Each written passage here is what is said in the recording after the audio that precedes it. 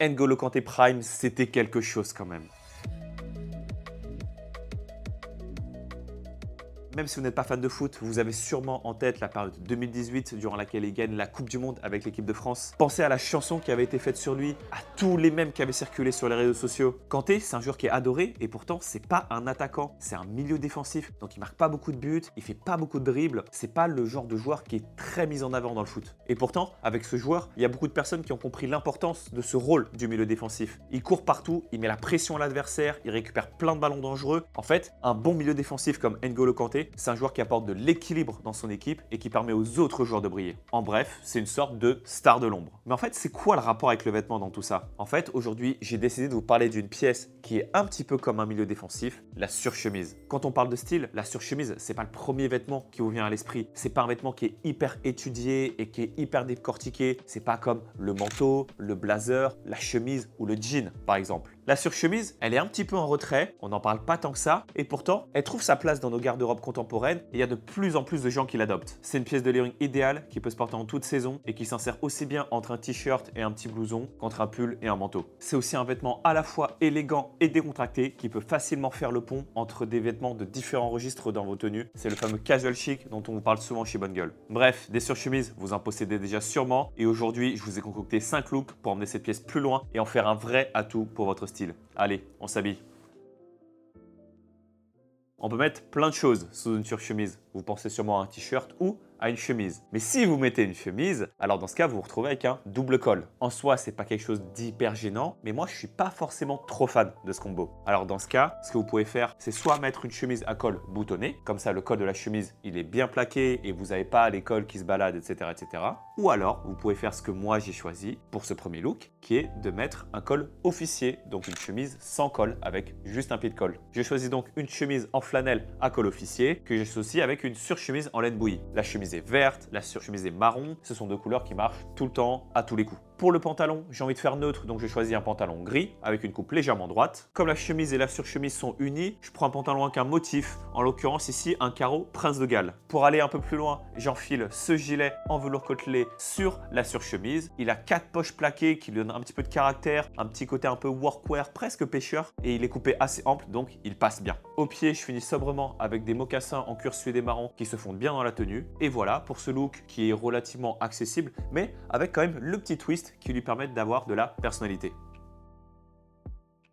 Pour ce look, j'ai choisi une surchemise un peu plus originale que voici. En fait, c'est une chemise tricotée ou un cardigan avec un col chemise. À vous de voir comment vous le voyez. C'est une forme que j'ai découverte récemment, que je commence à explorer, que je trouve très cool. Et bien sûr, parce que c'est le thème de la vidéo, c'est une pièce qu'on peut complètement porter et considérer comme une surchemise. J'ai choisi de porter cette surchemise avec un t-shirt crème à manches longues en laine mérinos pour être bien au chaud. Je laisse dépasser un petit collier parce que je trouve ça joli. Et je fais quelque chose qui n'est pas forcément naturel. Je choisis de rentrer le tout dans le pantalon. En voyant cette pièce, on la considère plutôt comme un cardigan, je pense, c'est-à-dire de le porter ouvert ou fermé, mais dans tous les cas en dehors du pantalon. Mais moi, j'aime bien l'idée d'habiller un petit peu plus cette maille, et c'est vrai que le fait qu'elle soit pas trop épaisse et qu'elle ait un col chemise ou un col polo, ben, ça aide à pouvoir le faire. En bas, j'ai envie d'un peu de lumière, donc j'ai choisi ce pantalon écru avec une coupe droite et un motif chevron discret qui apporte juste ce qu'il faut de texture. Au pied, j'ai envie de prolonger cette idée de ton clair dans ma tenue, donc j'ai choisi des chaussettes beige et des sneakers crème, mais qui ont quand même une semelle couleur miel pour apporter un petit peu de luminosité. Pour l'instant, on est sur une base très simple qui marche bien, je trouve, et on va venir épicer tout ça en enfilant un manteau, mais pas n'importe quel manteau, un manteau qui est un peu majestueux et un manteau avec un motif pied de poule dans lesquels on voit du blanc, du bleu marine et du bleu canard. Et en plus, vous pouvez noter que le blanc du manteau, ça rappelle les nuances de blanc de ma tenue. Et en plus, ce manteau, il est réversible et l'autre côté du manteau, il est grisé. Et on peut le voir notamment au niveau du col. Et ce qui est intéressant, c'est que ce gris du col, il vient rappeler le gris du cardigan de la surchemise. Et finalement, j'ai presque l'impression que ce manteau était fait pour aller avec cette tenue. Et à la base, j'avais pensé à mettre d'autres pièces, peut-être une veste, peut-être des accessoires, etc.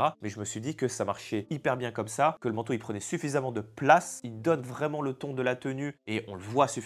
Et il n'y a pas besoin de rajouter des choses en plus.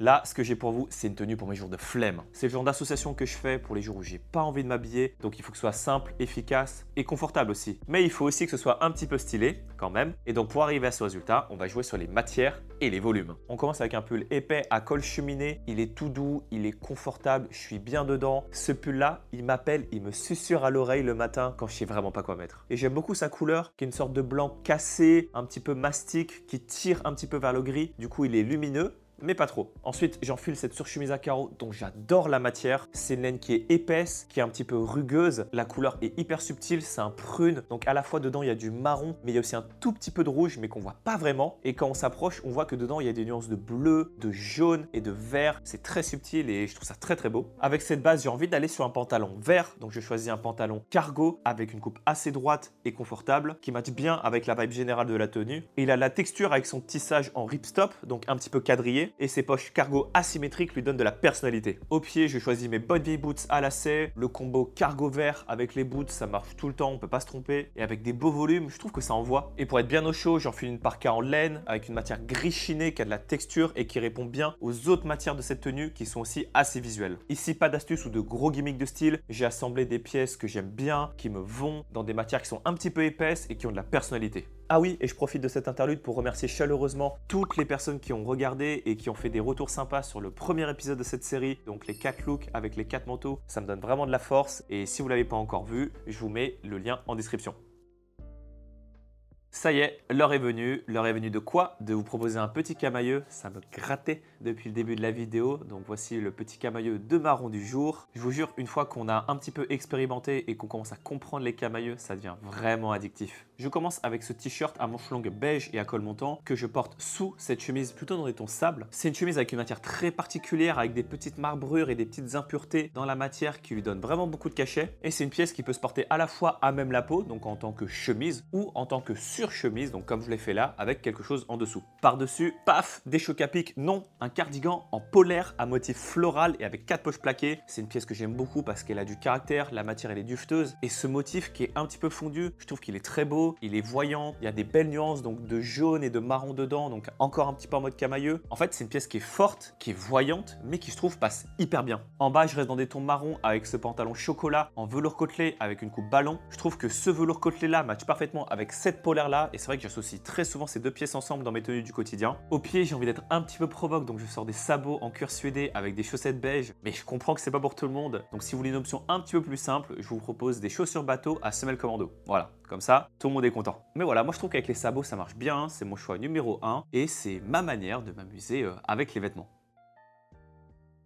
Ok, alors j'avais prévu 4 looks à la base pour cet épisode, mais à l'écriture, il y en a un 5e qui m'est venu à l'esprit. Alors je vous montre ça vite fait. Donc c'est un look avec un combo que je ne vous avais pas encore montré, le combo Henley plus surchemise. Avec sa patte boutonnée, le Henley c'est une très bonne alternative au t-shirt. Et si vous en avez un clair, un blanc, un gris clair, un écru, ça ira très bien. De mon côté, j'ai un Henley écru avec une texture gaufrée qui va très bien avec cette surchemise verte à carreaux avec un motif subtil et de très jolies couleurs. Il y a une petite vibe workwear qui commence à se dégager, mais pas trop non plus parce que la surchemise c'est pas une grosse surchemise de bûcheron hyper épaisse, rouge, etc. Donc en bas, je décide de faire workwear mais pas trop avec un jean beach, un petit peu épais quand même pour matcher avec les pièces du haut qui sont aussi un petit peu épaisses. Donc en bas, on peut finir simplement avec des chaussures marron, je pense. Ça peut être des desert boots ou des mocassins. De mon côté, j'ai choisi ces desert boots pour un côté un petit peu plus héritage, je pense, pour aller coller un petit peu plus avec la vibe de la tenue. Et si je voulais vraiment accentuer ce côté un peu workwear americana, j'ouvrirais un ou deux boutons du Henley et je mettrais un petit bandana en dessous. Voilà donc 5 manières de porter la surchemise qui, selon moi, vous permettent de sortir un petit peu du lot, mais sans trop en faire. Comme je l'ai déjà dit et comme je continuerai à le dire, ce qui compte vraiment, ce sont les matières et les coupes. Et à partir de là, si vous avez ça et que vous avez l'œil pour déceler un petit peu les associations qui fonctionnent, franchement, vous avez déjà tout gagné. Et vous, la surchemise, vous la portez comment? Dites-moi tout en commentaire et dites-moi aussi si vous avez des envies ou des suggestions de pièces ou de styles que vous voulez que j'explore pour les prochains épisodes. Merci d'être resté jusqu'à la fin et moi, je vous dis à la prochaine.